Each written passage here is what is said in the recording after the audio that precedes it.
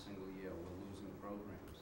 It was only 2 years ago where we had our kids in 3 study halls a day, and we've gone through all of that.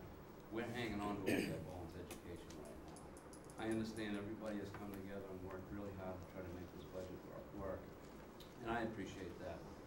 But one of the fundamental tenets of a budget process for a school should be that we should be funding a basic education, and that is all we have. We have some great teachers and some great administrators who really do work miracles with the resources that they've been given in this town. And we are at a bare bones. Compare us to some other communities. We don't have as many foreign languages as some other communities. We don't have the programs that are being offered at other communities. We're offering a basic education. It can't be cut anymore, and that should be a fundamental starting block of any budget process. So I appreciate everything that people have done, but we can't cut anymore. I don't know whether the police or fire have been cut. I mean, that's up to these guys to say that, but I can tell you, you can't cut education anymore. Well, it's done. There's nothing left to cut unless you want to take education away from our kids. Thank you, Mr. Driscoll. Anyone else? I want to say this, you know, I'm sorry. Anyone else want to speak? Why don't you come up, because there's no microphone back there. Mrs. Castro. Deanna Castro, 9 right away. First, I do want to thank the Board of Selectmen, the Finance Committee, and the School Committee for the cooperative efforts that they've made, not only in this budget process for the last several months, but throughout the entire year. James Ward and I participate as Massachusetts leaders on behalf of Stanford Children, and every single month we get together with people from across Massachusetts. And I can tell you with great certainty that most communities having budget hearings this evening or next week or town meetings coming up are not in as good a situation as North Reading is. And I hope that the community at large appreciates the hard work that all of our volunteers, and they are volunteers, do on behalf of the citizens and the employees of this community. I see it firsthand. I am grateful for it. I think that everyone needs to acknowledge it. I'm also here to acknowledge the great work that the North Reading Public School System does. It's a school system to be extremely proud of, and it's absolutely worth fighting for. The students meet every challenge put before them, whether it's in standardized testing for ACTs, SATs, and MCAS scores. They are graduating at high rates and going to incredible institutions, whether it's in college or even in private schools for high school. They're excelling in the classroom. I shared a newsletter from the high school from John Bernard the other day, and it's just a sample. I could have sent 4 others from each of our schools.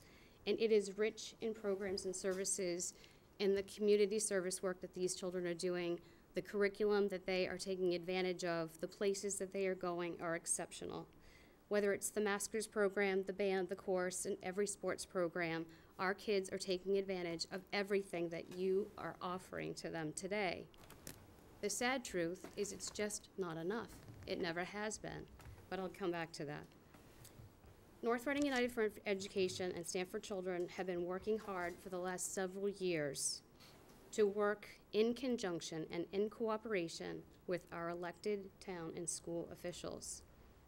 It is no surprise that, and it's certainly no accident, that we're not standing up here with the 10% Chapter 70 and local aid cut that Greg had talked about and had expected. There are people working every day, 365 days a year, on behalf of North Reading United for Education and Stanford Children, making sure that our legislators hear the cries of their constituents. So it's not an accident. We worked for that, and we will continue to do so to help every employee in this town and every retiree get what they so deserve. And I want to encourage everyone to help us with that effort. There's never enough hands and there's never enough people to help us do the work that really and truly needs to get done. But what hasn't been done, perhaps we'll get it accomplished in November. As far as the hit that comes to education, we've also worked tirelessly with a strong voice to get the special education circuit breaker money back. Every time that gets reduced from 70 to 35 to 40%, the money the programs and the services that we need to provide as a state mandate, which is unfunded for those special education students that deserve those services, doesn't get done. And again, the regular education students take a hit. We're working diligently to try to get the communities the tools that they need to make cost savings efficiencies on healthcare. That is not resolved, but again, I'm hopeful because we're working for it each and every day that we'll make some progress to that end. Last year, at this very meeting, North Reading United for Education stood behind concessions for unions, all of them, including the schools, to join the compromises that were being made in every single department. And I'm happy to say that while not everybody is happy with exactly how it turned out, we had terrific cooperation from all of our unions. And I think, again, as a community, we should be very grateful. We're working hard for an adequacy study to determine how much it costs to educate a child today. Being 65th from the bottom of the state in per pupil expending is absolutely nothing to be proud of. And while I'm not saying that that's the measure that we should be working towards, I'm saying that the school department in this community gets a great bang for their buck with the money that they're spending to educate our children. We continue, as Stand for Children and New members, to show up in force at the State House to make sure that our elected state leaders know that we will not go away. Education funding at the state level is not fixed. It is completely broken, but we will continue to advocate. When we do that, when we get more money for education funding and get it right, that leaves more money for all the public service and all the other town departments. And again, that is what we are willing to do. We'll continue to fight. But we're here tonight again because with all of that work that we have done and will continue to do, we were still short. And that is why the town and school officials work together through the finance planning team to make these exceptions to balance both budgets. We are not blessed, like so many other communities are, to have extra programs and extra services for our kids. We can tell you that when other communities cut, they cut from such a higher base that it's almost laughable, and I want to say, cry me a river. When you have to cut your gifted and talented programs for your students. We've never offered such a program, and I dare say we probably never will. We don't cut Italian programs from our elementary school children. We've never had such a program, and I dare say we likely never will. We don't cut Chinese at middle school. Again, we don't have those programs. We don't offer Latin and Russian and Chinese in high school. What we do offer is an incredibly basic core education. And our administrators, our teachers, and our students do an incredible job overachieving. When we cut in North Reading, we cut at the core. We increase the class sizes, and then we are going to increase the special education costs that are going to come right back to this community and eat away at all those other town departments. Those are state mandates that have to be funded. When we make cuts in North Reading, we're going to hit accreditation issues at our high school, which will impact where the kids can go to college. When we cut in North Reading, we cut resource officers, needed resources that should be in our schools with bullying and violence and other issues that are going on. We don't have curriculum chairs. We're going to cut professional development. And as we have attrition, we're not going to hire people at the salaries that they so deserve. We're probably not going to get the experience, and then we're not going to mentor them and train them either. So then what? Then the quality diminishes over time. That is not something that any of us will be proud of. What we should be talking about tonight, but we never get to, is the competitive disadvantage that the North Reading students are consistently under. We should be talking about the guidance counselors that we should be adding, the school programs that we should be offering, and the things that other children in Wilmington and every other community in this state have. So I'm not asking for anything that's unreasonable. I'm asking you to just be cooperative, understand that we're providing a core, and it's valuable, and it's needed, and it's so greatly appreciated. I continue to congratulate you on all of your work, and I promise you, as I'm standing here, that when we show up as part of North Reading United for Education and Stanford Children that will keep working so that makes your job easier and all the department heads can feel a little bit more comfortable that we're doing the right thing. Thank you. Any other input? Any other comments? All right. Mr. Ewell. Yes, if I may elaborate on something that Deanna Castro said with regard to the state and the mandates and so on.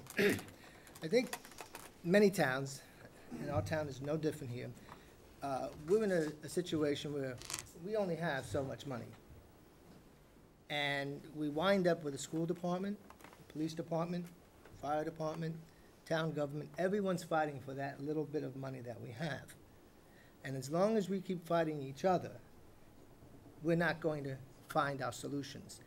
And what's very important about what NRU is trying to do and Stanford Children is trying to do is that they're going after the state.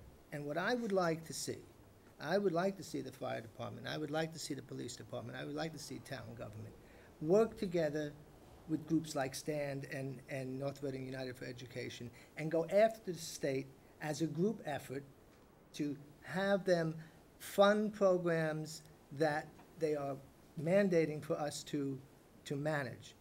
When we do that, as Deanna did say, when we do that, when that money comes in, it opens up avenues to cover overtime for the police and fire as we need it. It allows us to hire more police or more fire, whatever the case might be, because the state has the money, and you have to follow the money. So I beg everybody in town, I beg all the departments to learn to team up together and go after the state and say to the state, you must help us. We have given you our hard-earned money. We would like you to give some of it back. So if we can do that, if we can collaborate together, we can be a very strong town and be even improve our circumstances than they are now. So, thank you. Anyone else from the audience want to make a comment? Yes, Chief. I just want to make it clear, I heard Chief Harris reiterate earlier that he's a supporter of education. I as well, a long time ago, went through in fact, Joe was a year ahead of me. Thanks, Chief. Went through the North Reading school system, through the elementary school system, through the middle school. Actually, there was no middle school. It was the 6th grade, 5th and 6th grade, we were in the high school. We spent our middle school years in the high school and then graduated from North Reading High School. So it was a few years ago. I've had 4 children go through the North Reading School District. And I actually spent 8 years of my police career working in the school department with the DARE program. So I got to know school administrators, got to know teachers, and I got to appreciate how hard they work because I was physically exhausted when I would leave after a full day of teaching the DARE program. Because not only are they trying to impart knowledge, but they are trying, it's a form of entertainment also. You've got to hold their attention of these young children or older children.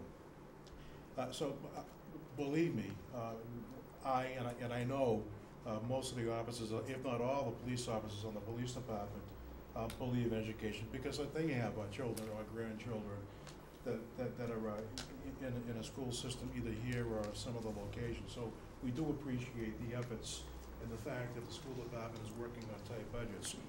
But I look around the room and I become very envious of the school department because they have some extremely well-spoken advocates that speak on their behalf, and I don't see anybody here except for the fire chief, the firefighter, and myself, Lieutenant Brennan, from public safety. So I want to let the community know that you perhaps have one of the best police departments in Massachusetts that is working in this community. They were the first union to step up last spring, and they were within one day. They settled their contract. They were the first one to set the benchmark of taking the zero, no step raises, and adopting the town's insurance program. And they've accepted that and moved on. They